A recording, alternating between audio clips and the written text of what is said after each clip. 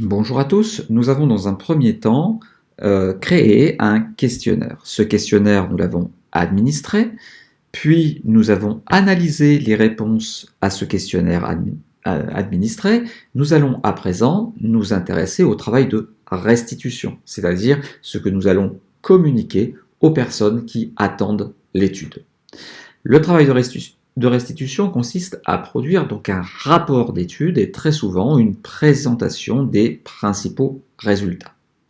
Cependant, pour que celle-ci soit intéressante, il faudra faire très attention à la déontologie que vous mettrez en œuvre et puis, dans un second temps, nous verrons l'élaboration du rapport et de cette présentation orale.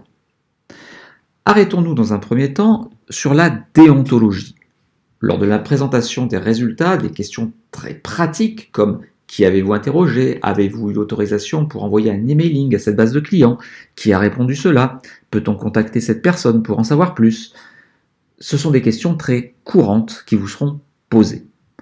Pour être serein face à ce type de questions et les contraintes légales que nous devons avoir à l'esprit, nous devrons toujours avoir deux textes de référence pour ne pas rencontrer de problème. Le premier, c'est la charte de l'ESOMAR.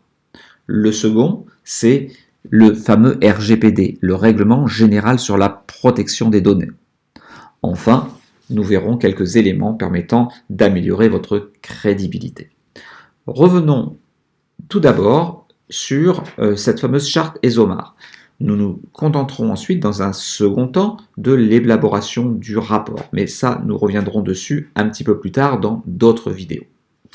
Alors, cette fameuse charte ESOMAR, ce que l'on appelle le code ICC ISOMAR, des études de marché et d'opinion, présente les directives internationales d'autorégulation et de pratiques éthiques. Cette charte doit s'appliquer à toutes vos études afin de les crédibiliser. En fait, cette charte, elle va reposer sur trois grands principes fondamentaux. Tout d'abord, la transparence. Il faut indiquer clairement aux répondants le type d'informations collectées et dans quel but, avec qui ces données peuvent être partagées et sous quelle forme.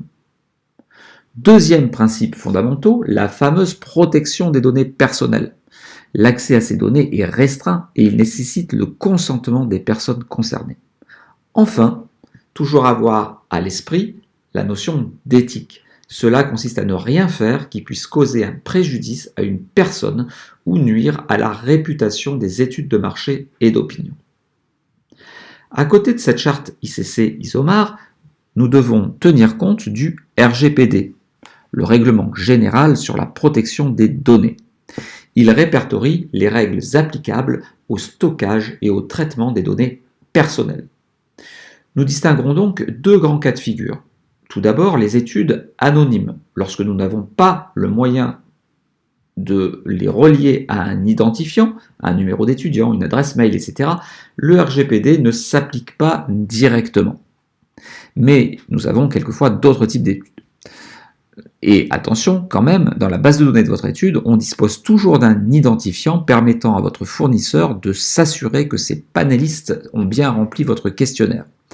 Mais cet identifiant ne vous permet pas de les relier à une personne.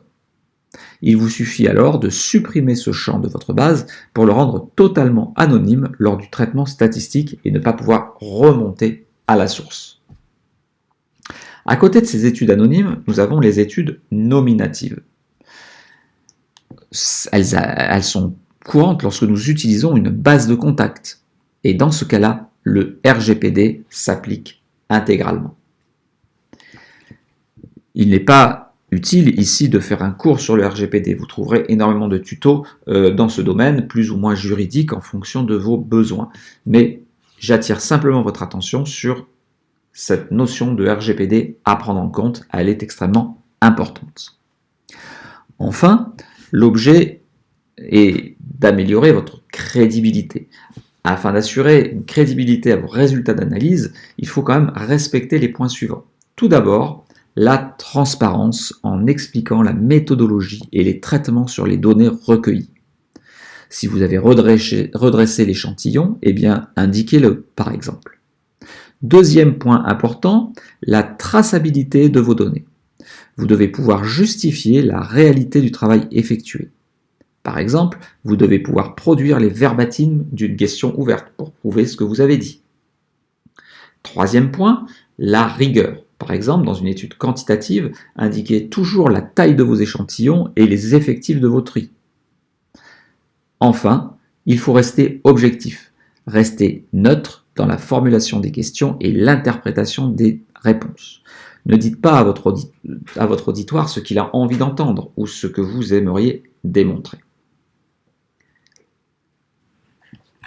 Voilà donc pour la première partie, cette fameuse partie déontologie. Nous allons à présent nous intéresser à l'élaboration du rapport, mais nous verrons cela dans une autre vidéo.